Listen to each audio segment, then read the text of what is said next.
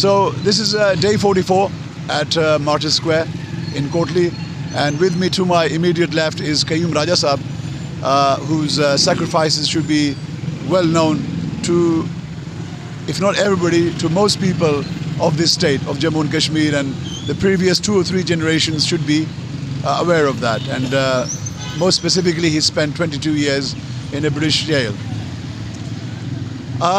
I just want to give him a short summary of how things have proceeded and developed so far here. First of all, I would like to say very categorically that there is no government here in AJK. For practical purposes, there is no government here. I can give you 2 or 3 very brief examples. For example, when you see an 8-year-old child riding a motorbike through Shahid Chowk, that's one example. When I came here on the 20th of January 2022, this whole chowk was full of garbage and rubbish. I had to clean that out myself.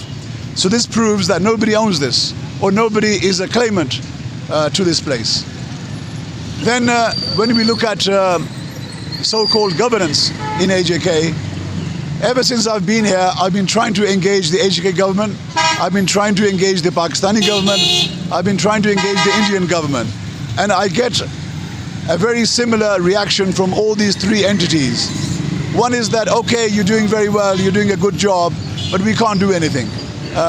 We have this problem and we have that problem, and this is created by so-and-so, etc., etc. So the government that exists here, or the so-called government that exists here, cannot sit at a table and negotiate rationally about those issues or those problems which are supposed to be their responsibility. So this proves categorically that there's no government here. There's just a sort of a business model, okay, which helps Pakistan extract taxes and resources from here, and then Pakistan gives a very meager share of those resources back to this so-called government, and this government shares those resources between each other. In terms of development, whatever the budget or the so-called budget that comes here every year, less than 20% of that budget is spent on things like public works, like roads and other buildings and other infrastructure which is necessary for this territory. So one, I've proved categorically that there is no government here, and the world also does not recognize, there is no reference to a government here anywhere, in any paperwork, anywhere in the world. Right? But the world recognizes the people here. They recognize that the people here are sovereign. Right? So it's for us to create and design those solutions that we require. We cannot put solutions in front of other people in the world and expect them to play a part. They won't do that until we prove to the world that we are capable of handling ourselves, our matters ourselves. The second thing I wanted to mention is that there has been a 10-fold increase in the amount of public finance that has been received by us in these past 44 days. And whatever we've achieved in 16 years and 10 months prior to this workshop here, we've achieved more in 44 days. And I am aware and I am conscious that there is much more to do. There is much more to achieve. I understand that. But I wanted to get your remarks and your analysis on how things have developed so far. Thank you very much. First of all, Tanveer Sahib, I pay tribute to you that you left Britain 16 years ago. You have come here and you have done great work. And now for the past 44 days, you have been sitting here in this square, which is called the Shahid Chowk, meaning the Martyr Chowk.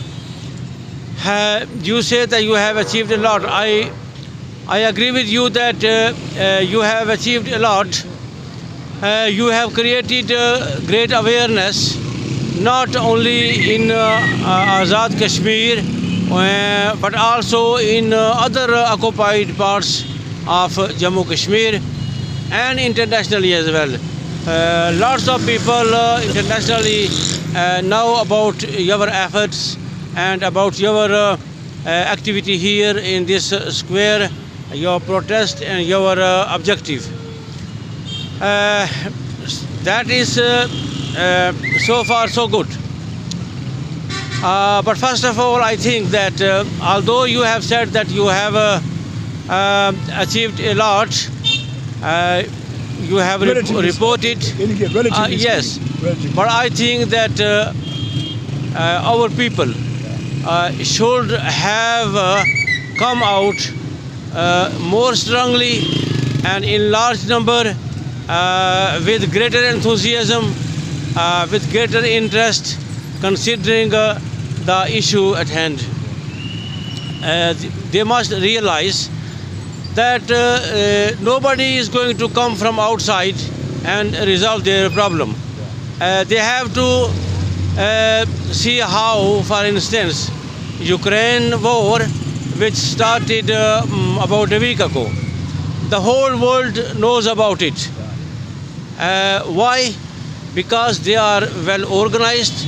The people of the West, they are well organized, they are well financed, they have a team of highly educated, experienced and dedicated people who are trying to convey the world their own opinion. I have received a letter last night from a group of intellectuals.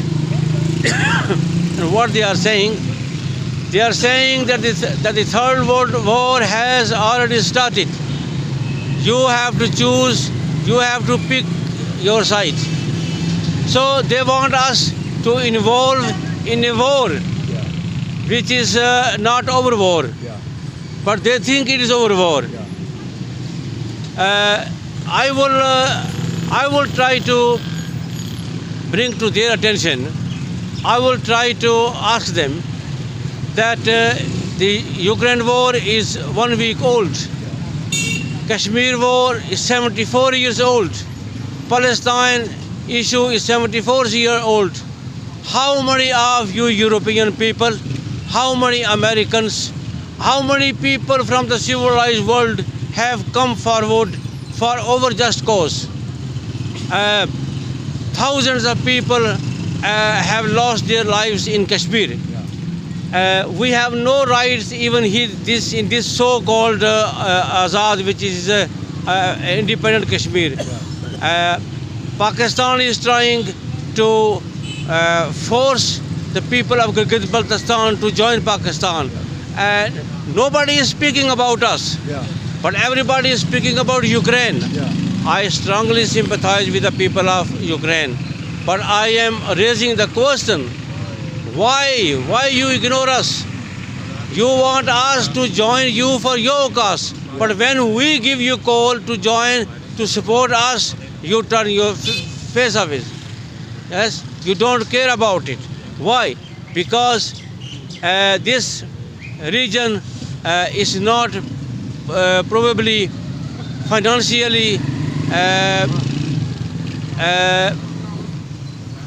good enough for them. Okay? Not lucrative enough. Yes, not lucrative enough.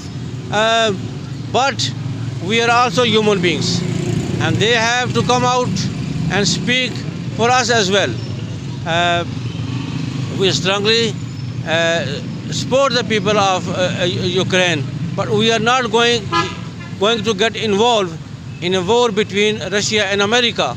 Why? Because in the past, those who got involved in the Russian and American wars, they only suffered. Because when either of the power attacked them, nobody cared about it. So we have to be very careful this time, but we sympathize with the people of Ukraine. I will one last thing. Britain is not going to get away with it. We will not let Britain go without resolving this issue. We will go after Britain, because Britain created this problem because of Britain, this issue lingers on. How? Because Britain does not recognize our narrative. Britain says that India and Pakistan should resolve this problem. Now India and Pakistan are occupiers. How on earth Britain say that the occupiers and the invaders are our judges? We are not going to accept that. And Britain not only divided Kashmir, but Britain continuously support India and Pakistan to keep it divided. Therefore, we will go after Britain. Thank you. Okay, just one point about Barrister Sultan, about his statement yesterday that creating an international border between that side of Jammu Kashmir and this side, he said this is on the cards. What's your reaction to that? I strongly condemn it. I think it is a very stupid statement, irresponsible attitude, irresponsible statement by Sultan Mahmud. Why he calls himself President of Azad Kashmir if there are other people who make decision about it, okay? And I think that our people should come out and kick these people out of their offices.